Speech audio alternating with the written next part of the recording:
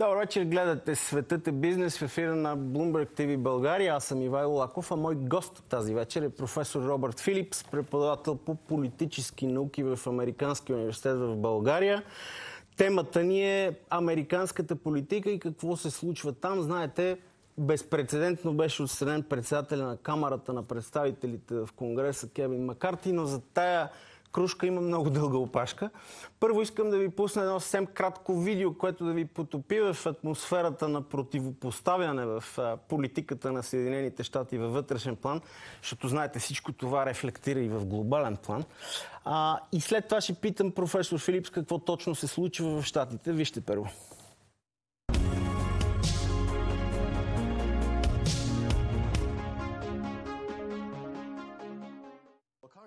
Конгресмен, да поговорим за случилото се. Това не е правено до сега. Вчерашното отстраняване на председателя на Камарата беше историческо. Научихме, че най-непопулярният член на Камарата на представителите, или поне на групата на републиканците, вчера нашия колега републиканец от Ню Йорк Майкъл Лорър намекна за употреба на сила срещу вас. Нека чуем какво каза и да получим вашия коментар. Единственото, което бих направил по различен начин, би било да метна чукчето по посока на една личност. Той категорично олицетворява недоволството на групата на републиканците и на американския народ. Дали тази личност не е от Флорида? О, да. Бих го ударил с чукчето между очите. Каза, че ще ви удари между очите с чукчето на председателя. Очаквате ли да бъдете изключени от групата на републиканците? Не знам, мисля, че това беше един силно недоволен човек, който трябва да приеме етапите на тагата. Моята мисия е да гарантирам, че Камарата на представителите работи по-добре, защото начинът, по който ръководим Вашингтон през последните 30 години, ни доведе до момента, когато никой не носи отговорност за разходите. Притиснати сме от политиката на заплаха от спиране на работата, подчиняваме се на кризи. Най-големият проблем е, че законодателите трябва да гласуват за удължаване на решения и за общи проектозакони, дали да се финансира правителството. Това подкопава добре обмисления и сериозен анализ, който би трябвало да прилагаме при решаването как да се харчат федералните пари в момент като този. Аз не съм привърженик на политическото насилие, не искам никого да удрям. Ако Майк Лорър ме нападне с чукчето на председателя, това едва ли би ме притеснило. Но не това е посоката, в която трябва да поемем. Мисля, че преди стратегията за нападение трябва да изработим бюджет.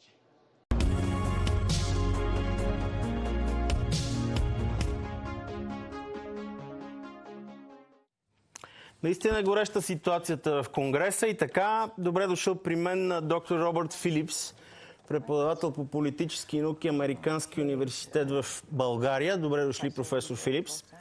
Радвам се, че сте тук в студиото. Благодаря за поканата. I'm very glad to have you here.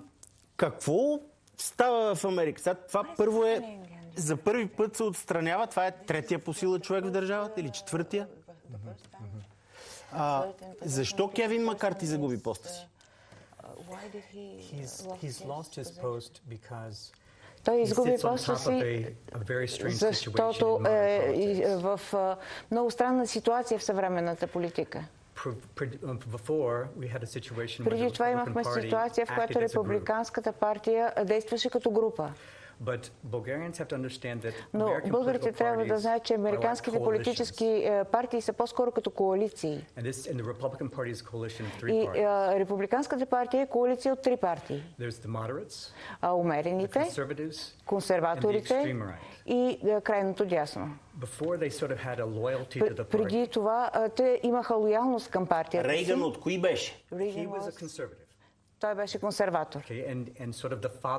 И той беше нещо като бащата на модерния консерватизъм в Съединените щати.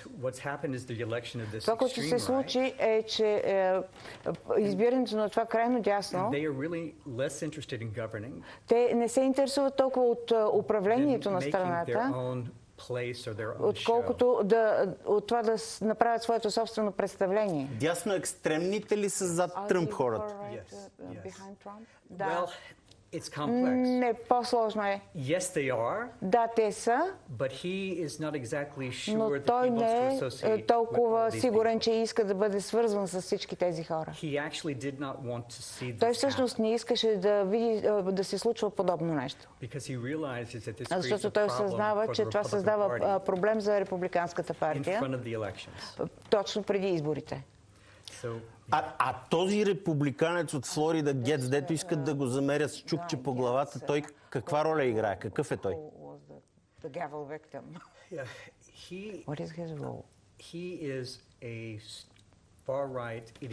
Той е идеолог на крайното дясно, който е доста самоуверен и има много добри умения в социалните медии. И това е възхода на един нов тип политици в Съединените щати. Той умее да превърне в оръжие своите идеи в Камарата на представителите, както вече видяхме. Но след това може да вземе тези идеи, да вземе това прекъсване в управлението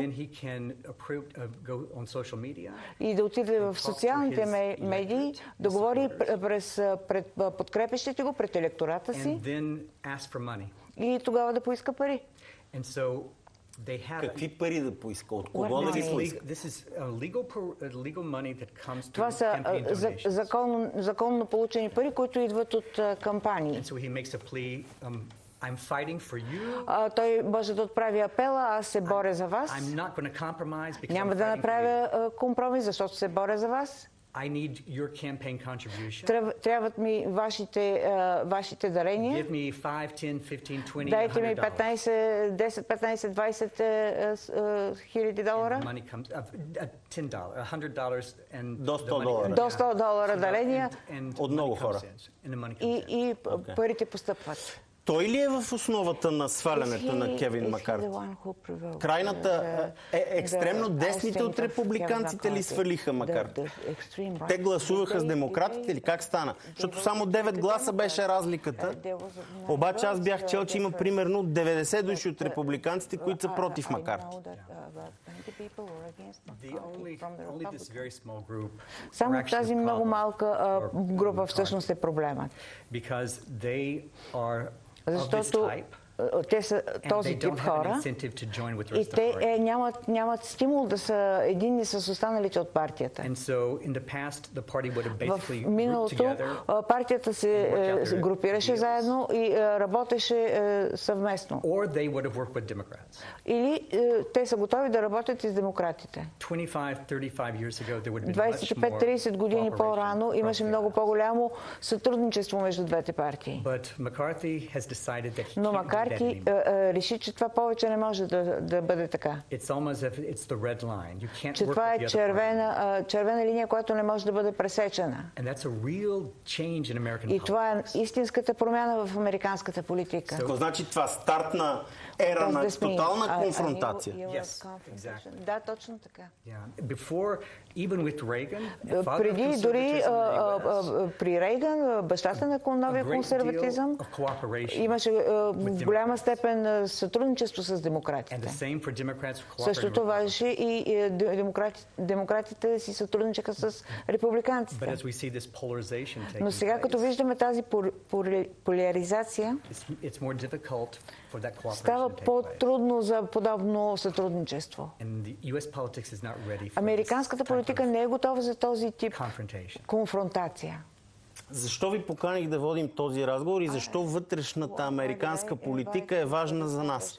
Защото от това зависи, да речем, подкрепата за Украйна.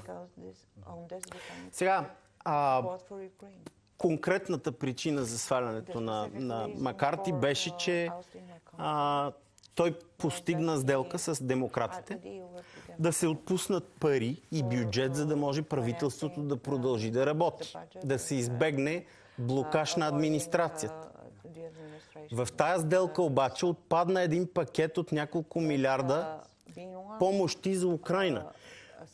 И това кара европейските правителства А също разбира се и президента Зеленски да се чудят какво ще стане с американската подкрепа за Украйна.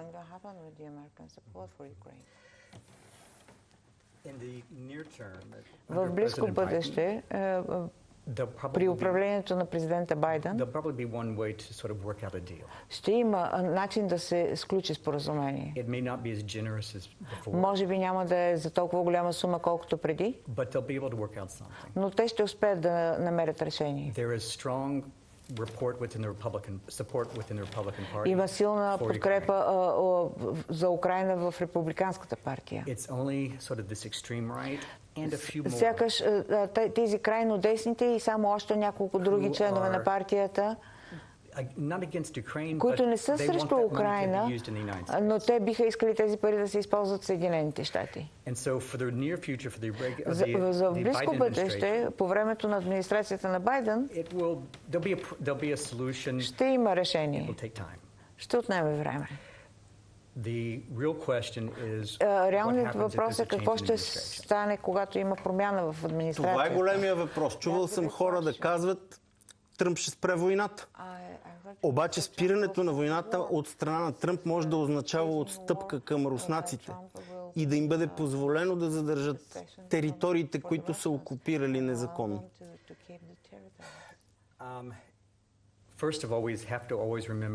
Първо, не трябва да забравяме, че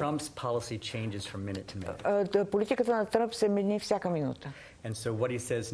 Това, което казва сега, може да не е това, което ще се случи след 2 години, ако той встъпи в длъжност. Но определено в близко бъдеще, ако той бъде избран, това е реален проблем за продължаващата непрестанна подкрепа за Украйна на сегашните нива. Той ще се опита да направи някакво голямо представление. Вероятно ще поиска украинците да приемат промени, териториални промени и после да покаже как е решил цялата ситуация. Но с Тръмп той непрекъснато преоценява ситуациите. И когато каже нещо днес, има огромна разлика между днес и след 2 години, година и половина, ако бъде избран. И има ли шанс някой от републиканците да го измести като кандидат за президент на изборите до година? Или такъв на хоризонта няма? В момента няма такъв кандидат. Ако Тръмп бъде обвинен официално в един от процесите, по които той е обвиняем, изглежда спрямо допитванията в момента, че той ще изгуби подкрепа. В този случай възможността за Ники Хейли от Южна Каролина или Десантис от Флорида. Това са двамата най-силни кандидати. Ако бъде обвинен или ако бъде признат за виновен?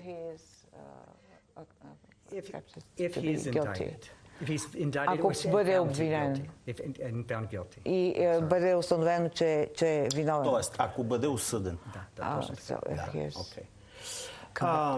От другата страна има контранастъпление срещу сина на Байдън, Хънтър Байдън и неговите дела в Украйна. Включително противопоставянето на ниво партии се разпростира и в съдебния свят.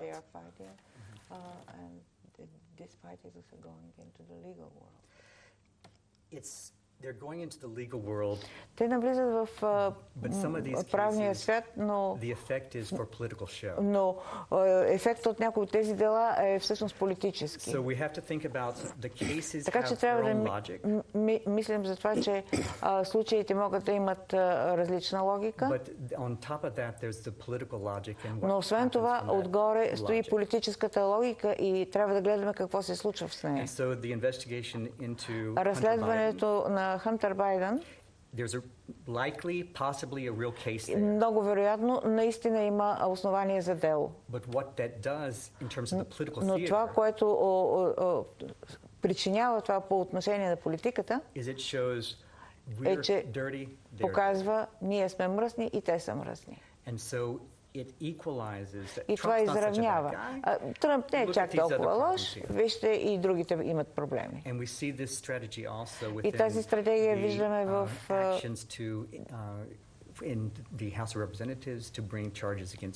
и това го видяхме, когато се опитаха в Камарата на представителите да повдигнат обвинения срещу Байдън. Кое е причината според вас да има такова безпрецедентно противопоставяне в американското общество? Кой е фундамента? Каква е причината да е Америка в такава ситуация?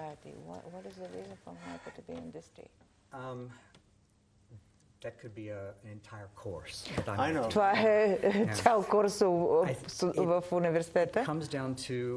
Всичко се свежда до това, че американската политика традиционно винаги е била стъпвала на идеята, че аз представлявам моя избирателен окръг, отивам във Вашингтон и ще работя с членове на другата партия. Ние имаме различия в гледните си точки, но понякога можем да работим заедно. И ако разгледате законодателството от преди 30-40 години, в много случаи тези закони са били приемали и от двете партии. Това вече го няма. Няма го заради социалните медии, заради срива в политическите партии и възхода на тези политически актьори и предприемачи. Има няколко при демократите и в няколко при републиканците. Демократическата партия, AOL, конгресменът от Ню Йорк, тя знае как да прави подобно нещо. А системата никога не е била изградена за подобно нещо, за такива индивидуалистични изпълнения. И освен това, има загуба на доверие в много институции. Това май е глобален процес. Вероятно е така. За българите може би е трудно да си представя, че може да имаш доверие в институция, но традиционно американците винаги са имали високо уважение и високо доверие към щатското и федералното правителство. Това се срина. Срина се през последните 30 години долу-горе. На няколко пъти споменахте социални медии и за хора, които се справят много добре, знаят как да извлекат максимума за себе си от тях. И аз се сетих да ви попитам за ония случай с Кеймбридж Аналитика, който през Фейсбук беше направил кампанията на Тръмп и го направи толкова популярен. Макар че не беше само това, но как си представяте политиката, която се води изцяло на дигитална земя, на дигитална територия? Там като имаш изкуствен интелект, който познава хората повече от тях самите, това е директна намеса, директен удар по фундамента на демокрацията. Няма ли да се срине този световен ред, който ние знаем сега? Именно. Ние сме в некартографирана територия. На тези избори в Съединените щати ще видим използването на изкуствен интелект по начин, какъвто не сме виждали, защото не е съществувал. Виждали сме тролове и хора от тролски ферми, които пишат и пращат съобщения. Но това е напълно ново ниво.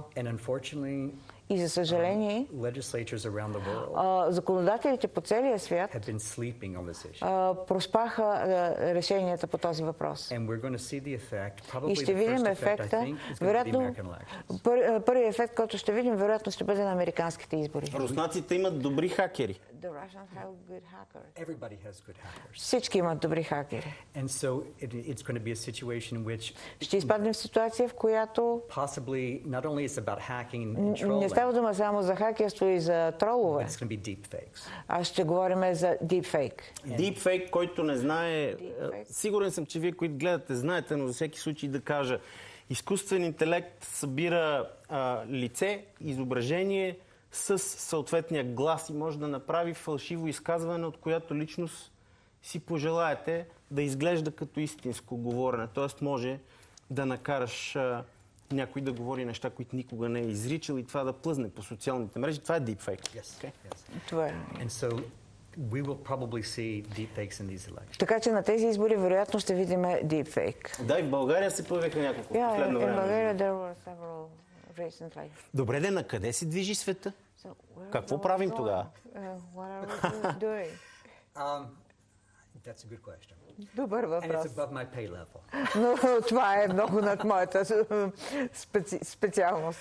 For politics and for democratic politics. За политиците, за демократите политици, it means that we have to това означава, че трябва да преосмислят как се ангажират, как взаимодействат с електората си.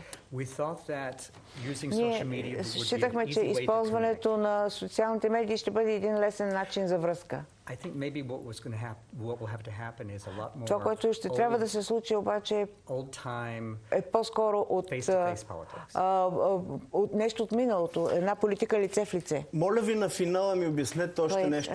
Не искам да ви вкарвам в политически коментар, пристрастен или безпристрастен, но се чудя защо Демократическата партия издига Байдън за втори мандат, защото целият свят говори, че той е твърде възрастен, че може би има здравословни проблеми.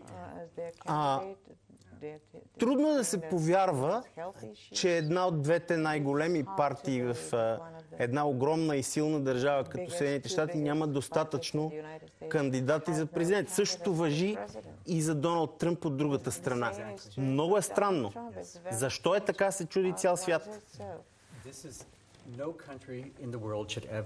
Това е нещо, което никоя държава по света не трябва да прави, да копира американската изборна система. Изборите ни са твърде скъпи и твърде продължителни. И това е част от проблема.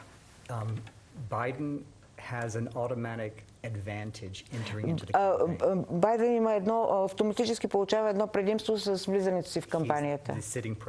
Той е действащият президент. Може да има друг кандидат, който да се бъде издигнат. Но ще е много трудно за такъв кандидат да набере пари, да получи покритие от медиите и наистина да има шанс. Не съм разглеждал последните допитвания, но питайте много демократи, те биха ви казали същото. Това е проблем. Но за съжаление, предимствата, които той има, и позволяват да се вземе това решение. Много хора биха искали той да бъде мостът към следващото поколение. Един мандат. Направих го, бях успешен. Сега нека да дойдат по-млади хора. По някаквито и да лични причини да има. Той реши, че това няма да се случи. И реши да се кандидатира отново. Добре, очаквате ли, последен въпрос, промяна в трансатлантическите връзки и отношения при смяна на администрацията? Какво ще стане с трансатлантизма? Всички индикации към момента сочат, че ще е много трудно. За мен, за съжаление, европейските лидери не направиха повече през последните 4 години, за да се подготвят за това. Защото ако Тръмп бъде преизбран, той изглежда слабо се интересува от тези връзки. За Тръмп политиката е сделка. Той не е инвестирал в идеите на едни такива взаимоотношения. И това вероятно ще е проблем за европейците. Вероятно няма да има коренна промяна веднага. Вероятно съветниците му ще му помогнат да разбере. Но ние виждаме възможност не да се прекрати членството в НАТО, но да има едно силно отдръпване от организацията. Аз се надявам вашите хора да са по-подготвени срещу външна намеса в изборите от миналия път. И аз се надявам. Добре, благодаря много, професор Филипс. Пазете се и бъдете здрав. Желая успех. Робърт Филипс е това преподавател по политически науки в Американския университет в Благоевград, гост в Светът е бизнес. Дано да сме ви били интересни с тази американска тема. Това беше всичко от мен за тази вечер. Останете с програмата на Bloomberg TV България.